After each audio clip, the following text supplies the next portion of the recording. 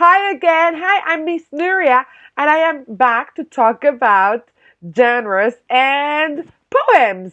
So, welcome back. I'm glad to see you, or for you to see me. So after what we just saw, what do you think we're going to be talking about? Yes, we're going to be talking about the genre of comedy. Does that ring a bell? Comedy. And after what we just saw, what do you think it is about? Mm, Yes, it's all about making people laugh and being funny. Like, for example, jokes or some silly scenes in movies. Can you think of any comedy movie? Cloudy with a Chance of Meatballs, or Zootopia, or which other movie do you find funny? And now let's look at some of the characteristics of comedy. Comedy can be silly or ridiculous and sometimes really embarrassing, although not for us, for the other person. It can notice some things that are ordinary and that happen every day, all the time. Like, for example, when we accept something that is a little bit strange as normal. Like, there's a joke that says that escalators cannot break because if they break, then they only become stairs. Comedy can also come from surprise or from things that are unexpected. We laugh when things are excessive or they exceed our expectations. For example, if I say that I'm going to serve some chicken on a plate, is this what you imagine? Probably not, right? You would imagine this. Comedy can also come from things that frustrate, irritate, or humiliate us, but usually it's hard to laugh when it happens to us. It's easier to laugh when it happens to someone else. Let's see. Oh,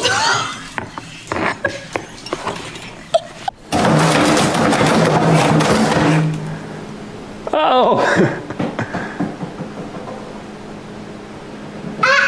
The one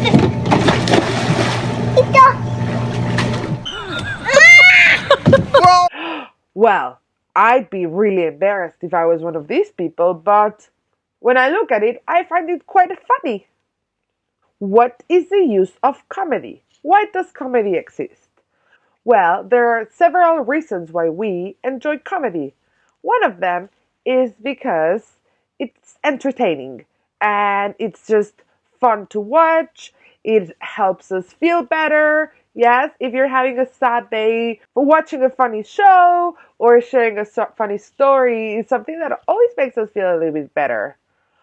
Comedy also shows us things that we do not want to see, things that are difficult for us to accept or understand. When we look at them through a lens of something that makes us laugh, it's easier to point it out and to change it. And now let's look at some examples of comedy.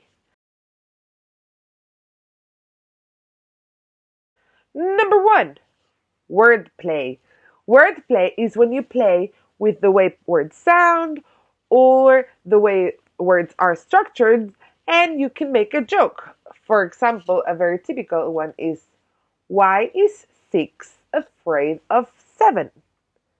Well, because 7, 8, 9. Or because 7, 8, yum, 9. Yes? Do you get it? We also have one line jokes. They're a little bit similar to wordplay, but these don't necessarily have to do with the way words sound or the way words are used. So, one example that I've got for you is there are three kinds of people in the world. There are those who can count and those who can't.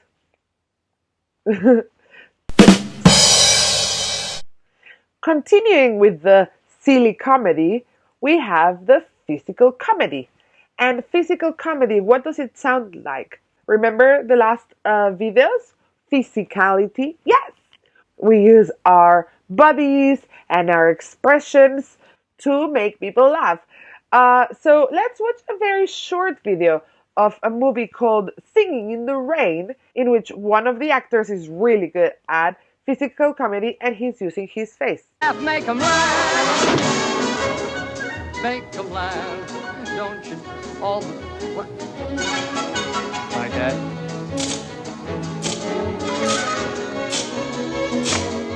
They'll be standing in lines for... Welcome back! Yes, so using our faces in different ways is one way of doing physical comedy, but sometimes we want to use our whole bodies. So let's look at this movie called Modern Times by one of my favorite physical comedians, Charlie Chaplin. Relief man passing. Relief man passing.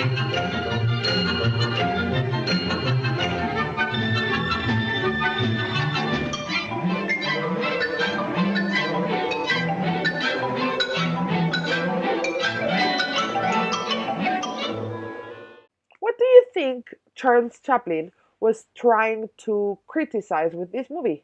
Well, that movie was made in a time where people had to work a lot, workers didn't have any breaks, and most people were abused at work. So it criticizes how, when people work at factories, sometimes they were not respected. And now, for another kind of comedy, and it has to do with physical comedy, we have prop comedy.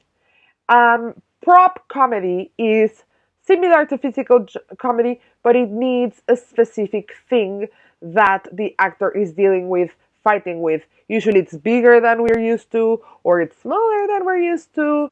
So this video that I'm going to show you is also from Make 'Em Laugh, the guy with the faces, yes?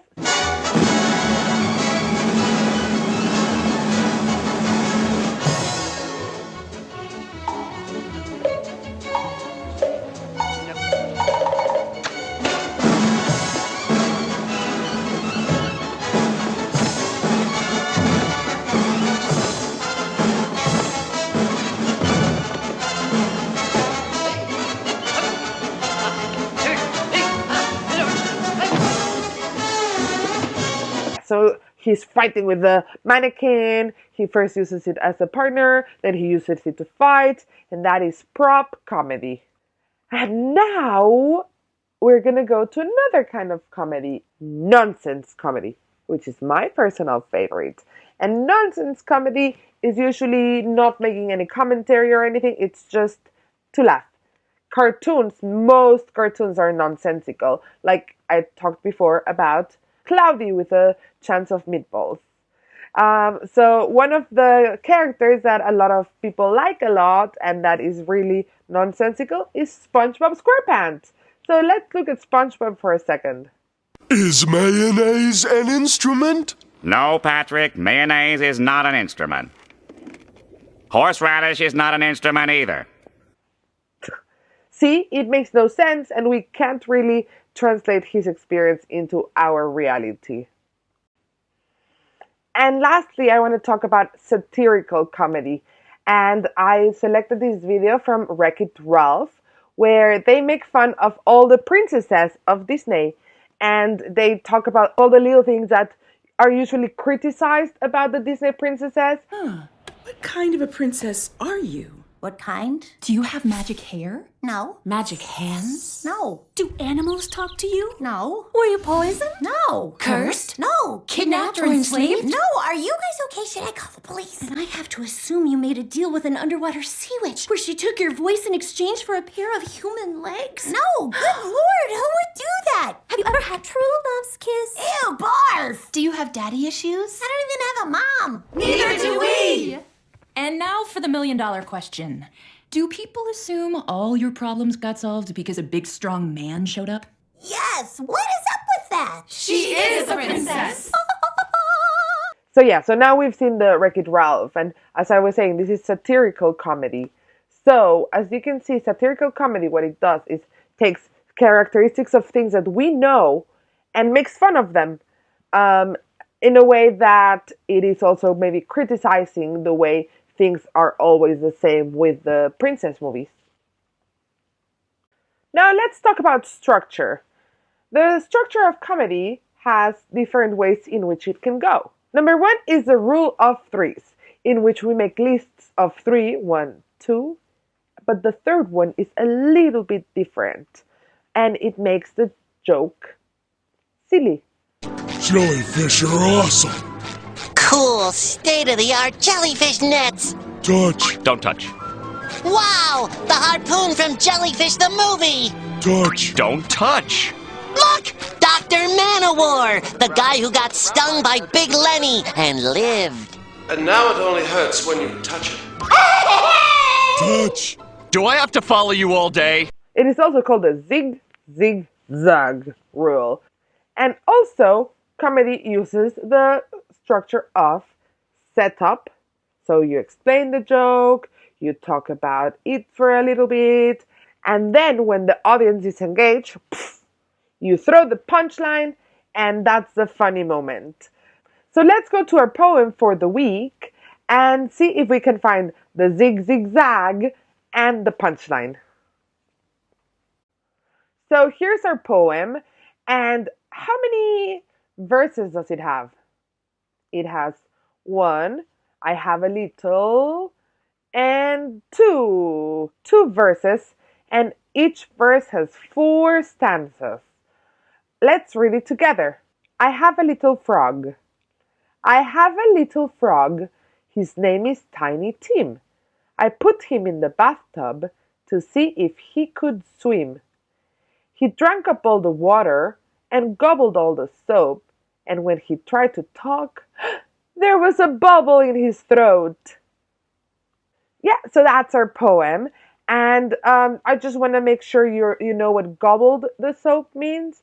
And when you gobble is when you eat something very fast and just like trying to finish it really, really fast. So can you imagine a little frog doing like with the soap? So yes, so that is our poem. It's a little bit silly because could you imagine having a little frog, giving him a name, and then putting him in the bathtub just to see if he could swim? And after that, he drinks, imagine a big bathtub and a little frog, and he drinks up all the water. But also, if the frog ate the soap, he would get sick, right? And when he talked, he wouldn't have a bubble up his throat. So basically, the whole situation is quite ridiculous. But especially, as I say, we have the setup, we have the frog, he's going into the bathtub, and then our punchline is that he has a bubble. And we have a zig, zig, zag because we have he drank up all the water. That's number 1. Number 2, he gobbled all the soap. And number 3, he had a bubble in his throat. Yes, we're talking about drinking, eating, and then bubble. So let's put our poem of last week here. The creature that said, in the middle of the night, in the part that's known as dead, I wake to hear the breathing of a creature neath the bed. Sometimes he growls and threatens me. Sometimes he only stares. So that was horror, remember? It's scary, it's mysterious. But on the other hand, when we have the comedy, it's light, it's more fun, more energetic, yes? So let's look at our frog poem just one more time, and let's read it together. I have a little frog. His name is Tiny Tim. I put him in the bathtub to see if he could swim. He drank up all the water and gobbled all the soap, and when he tried to talk, there was a bubble in his throat. And now for your first assignment for this unit, you have to just make a drawing. You can make a drawing of the creature underneath the bed and what you can imagine about that. Or you can draw a picture of the little frog and the bubble in his throat. So which one would you rather do? You just have to do one drawing. Just make one of them and you send it to your teacher, okay? So again, it was really nice to talk to you, and I'll see you next time.